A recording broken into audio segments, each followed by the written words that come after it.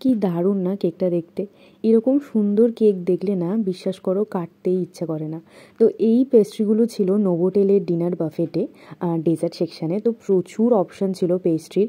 দেখো এতটাই নরম ছিল যে তুলতে গিয়ে ভেঙে যাচ্ছে, আর বিভিন্ন ফ্লেভারের ছিল। তো কোনটা ছেড়ে কোনটা খাবো আমি ঠিক বুঝতে পারছিলাম না। আর আমি প্রচণ্ড ডেজার্ট খেতে ভালোবাসি, তো আমি এই যে একদম থালা ভর্তি করে নিয়েছি। আর এটা এক ধরনের চিজ কেক ছিল, দেখতেই পাচ্ছ তোলাই যাচ্ছে না, এতটাই নরম ছিল। তো আমি তো একদম প্লেট ভর্তি করে পেস্ট্রি নিয়ে নিয়েছি। আর কিছু কিছু পেস্ট্রি এতটাই কিউট দেখতে ছিল, আমি তো কাটও করিনি। আর এখানে প্রচুর অপশান ছিল, এত কিছু তো খাওয়া পসিবল না।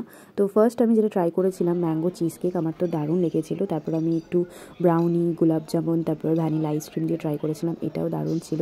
আর এখানে কিন্তু বিদেশি ডোনাটও ছিল, যেটা আমি একটুখানি ম্যাঙ্গো জ্যাম আর উপরে একটু হোয়াইট চকো চিপস দিয়ে ট্রাই করেছিলাম। এটা আমার মোটামুটি লেগেছিলো। ডোনাটস আমার অত ভালো লাগে না, বাট ছিল যেহেতু তাই ট্রাই করেছিলাম। এই কেকটা আমার বেস্ট লেগেছে। আর এখানেই শেষ না, বিভিন্ন ফ্লেভারের এখানে কিন্তু আইসক্রিমও ছিল, যেমন ম্যাঙ্গো, টুটি ফুটি, বাটারস্কচ, ভ্যানিলা। তো আমি অনেক ধরনের আইসক্রিমও ট্রাই করেছিলাম এখানে।